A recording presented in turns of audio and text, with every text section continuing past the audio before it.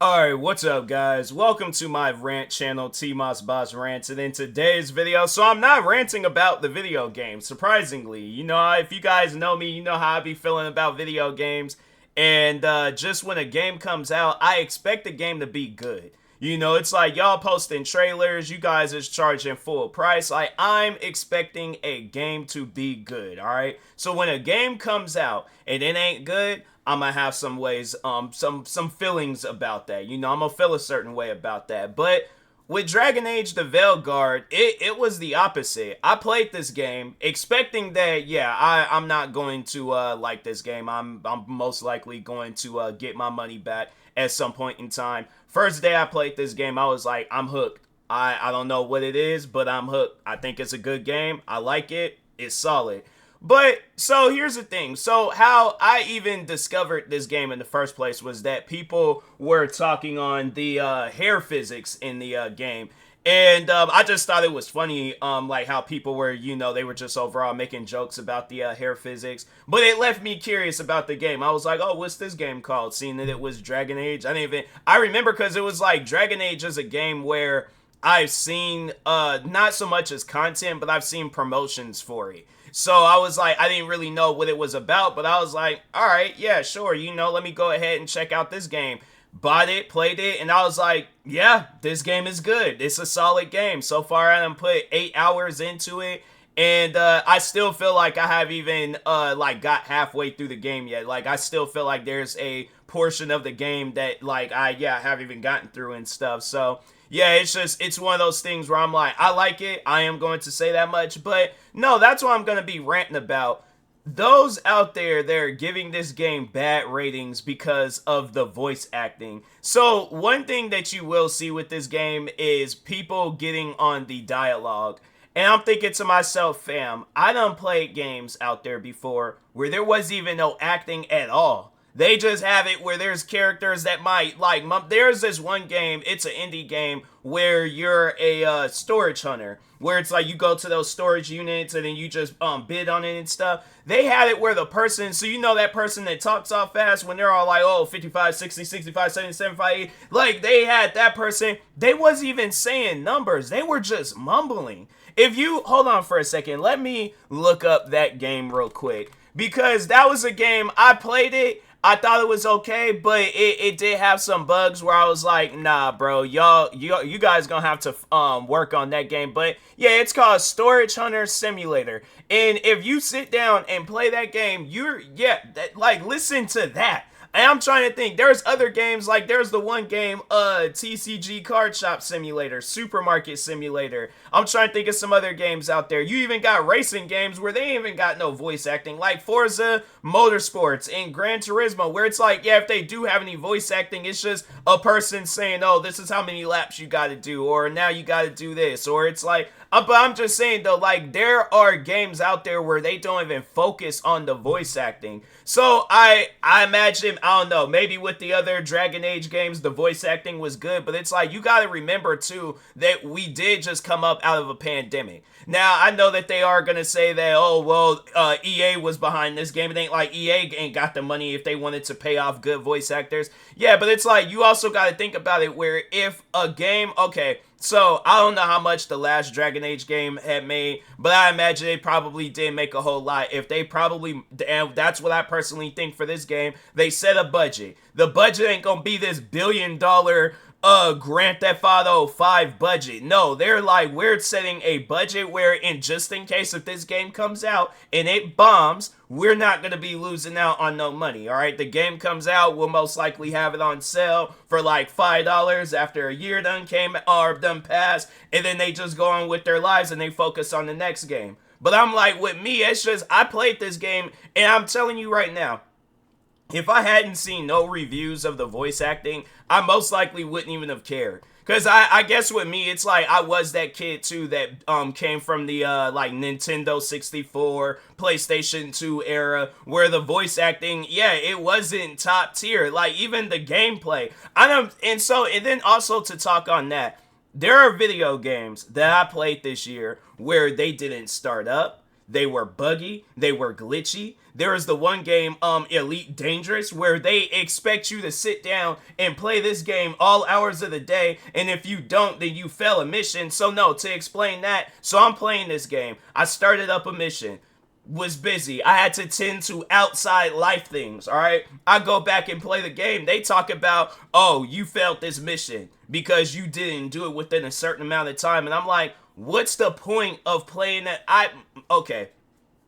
When I last checked with video games, don't they have a save feature? Don't they have like a pause feature when you turn the game off and then you turn the game back on? It pauses where you were at. Why would that even be a recommendation for a video game? I mean, come on now. Like, there's the one game, there's this old game called The Club. It's the shooter game, and I bought it on my PlayStation 3, and I was like, because I've been shopping at this retro game store, so they've been having, like, all these old games in there. But, I saw that, and I was like, oh, okay, that game should be fun. Played it, seen that it was on Steam, and I was like, oh, okay, well, I play shooter games better with a mouse and keyboard. I go and play it. The game doesn't even start up. So I'm thinking to myself, fam, I done played all these. Then I had to say the worst game of them all that I played this year, where I was like, fam, now this is a game that I specialize in. Dragon Age the Veilguard. It's because I guess, yeah, it's supposed to be an RPG. Well, I think it is an RPG game. It falls in that category of RPG games.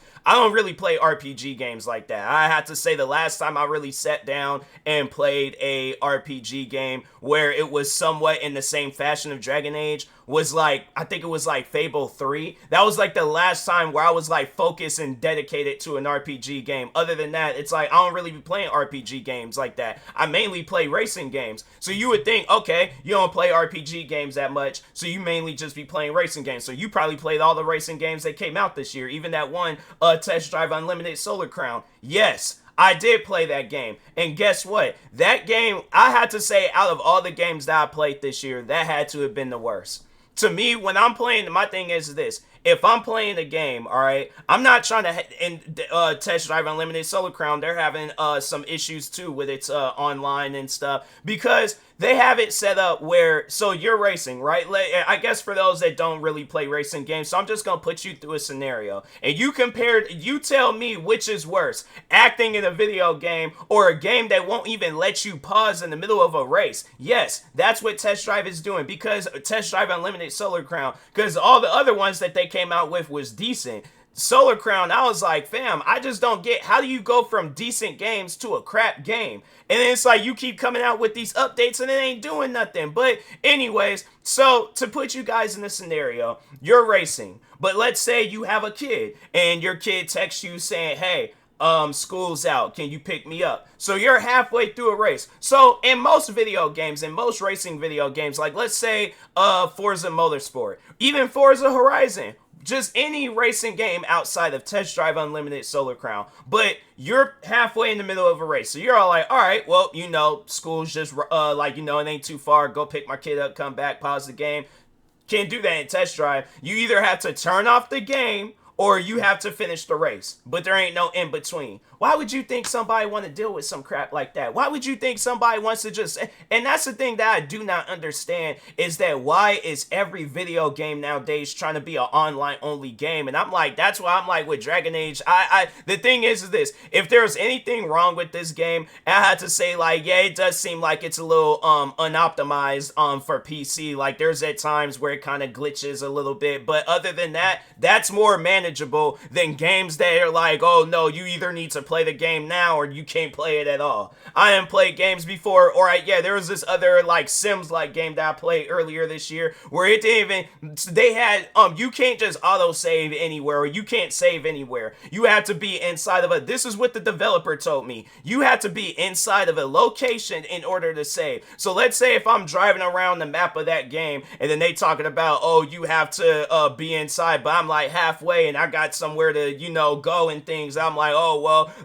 you think, if my thing is this, let's say if I'm doing an important business meeting and then I'm like playing that game, but they call and say, hey, the meeting's about to start in a couple of minutes. Do you think they're gonna understand if I'm all like, oh wait, I'm playing this video game, let me drive to a location in the game real quick and I'll be at this important business meeting that I'm supposed to be a part of. Yeah, I'm gonna put this game first before I play. And that's why I'm like, man, you know, video games are supposed to be stress relievers. And I'm like, with Dragon, see, the thing is with me, like when I play video games, I'm trying to just have a fun experience. I'm not trying to challenge myself. Like, yeah, there are games I also played this year, like Elden Ring, Black Myth Wukong. There's this other game that I played called Armored Core 6, Fires of Rubicon. And I'm thinking to myself, you know, I get that them games are supposed to be challenging games, but at the same time, it's like, aren't video games supposed to be stress relievers? Yes or no? Because last I checked, when I was, at least for me, when I was growing up, video games were stress relievers for me.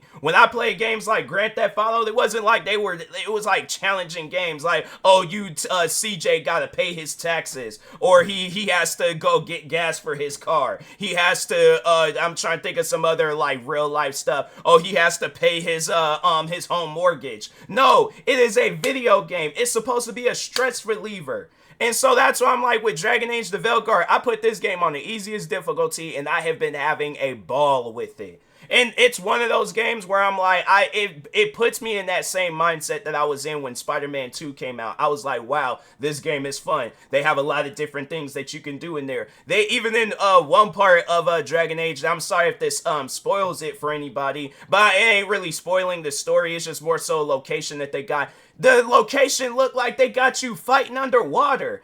And I'm thinking to myself, man, you know, you don't really see too many good games like that. But I'm like, yeah, Dragon Age the Veilguard is one of those games where I'm like, you know, I think it's getting a bad rap for the wrong reasons. I get if it was a game where it came out. But I mean, the game does have a mostly positive rating on Steam. As far as Xbox and everywhere. Hold on for a second. Dragon Age the Veilguard. I'm just curious to see what its reviews are on Xbox. And all right, so there's PlayStation. So it looks like it got 4.2 out of 5 stars on there.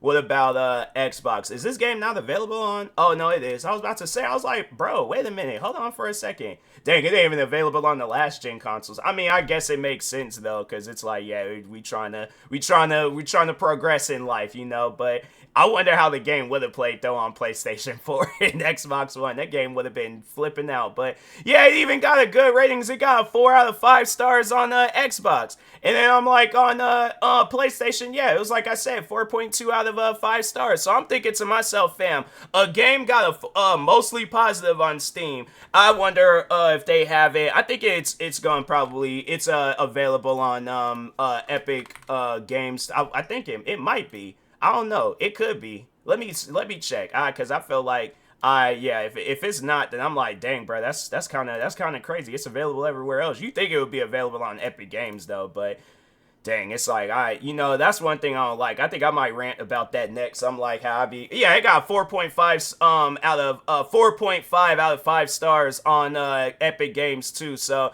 yeah, I'm looking at it. It's like the game got good ratings. I played the game myself. It's good. Do you honestly think that, oh, it's worth mentioning the game don't got good voice acting? Like, there's even some people, on my main channel, I do these videos. Well, I was originally doing them on my gaming channel, but I'm backed up with videos on my gaming channel, so I switched the videos over to my main channel, where I was talking about how good Dragon Age the Veilguard is. So yeah, I do these videos where I talk on if a game is worth buying.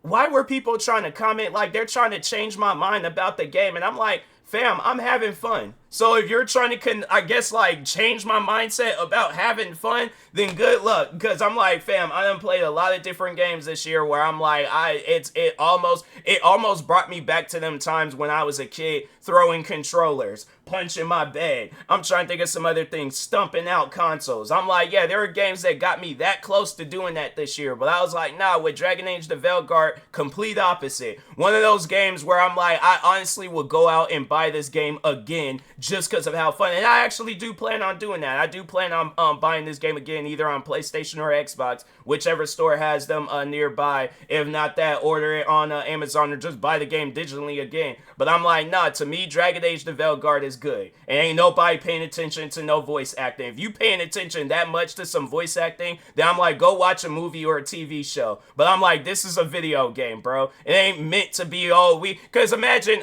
and then, do you know the crazy thing is, then I feel like that they would have came out with a game that had like or this game would have had good voice acting but bad gameplay. And then people would be all like, well, why did they focus so much on the voice acting? And I feel like that's what's gonna happen. They're gonna come out with a DLC, have it where the voice acting is all top tier, but then it ain't gonna have as many missions. And then them same people that were complaining about the voice acting is gonna be the main ones talking about, well, where's the gameplay? The main story was good. Why is the DLC? And I'm like, see, you guys, I'm like, just a backwards mentality with video games. But anyways, yeah, go out and buy this game. It is fun. All right, you can play this game on the easiest difficulty all the way to the hardest difficulty. They have multiple different ways of playing it, character customization, a bunch of different the weapons on there, it ain't like it's like noticeable weapons, but I imagine as the time goes on they are gonna overall though, it's just there's a lot of good things that they got going on with this game. So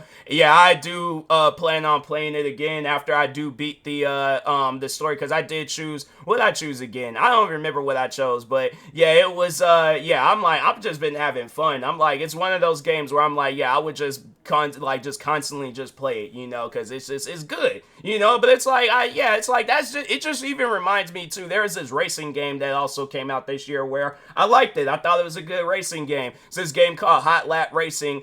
And people were reviewing the game talking about, oh, the trees look horrible. And I'm like, fam, are you playing this game for the trees or are you playing this game to race? I mean, I'm telling you, there are people out there where it's like, yeah, they review video games. I get if the gameplay ain't good or if there's something wrong with the game. You out here talking about stuff that don't matter. I'm like, yeah, them reviews, don't even listen to people that talk on games like that, where they all here talking on stuff they ain't got nothing to do. I imagine it's going to probably be somebody out there talking about Dragon Age the Veilguard, talking about, oh, the water effects don't look all realistic. Oh, the dirt, it's like, or the air, you can't really, the air, it's not really noticeable. And I'm like, man, get out of here with that. So, but anyways, with that being said, I will talk to y'all later. Thank you guys for watching.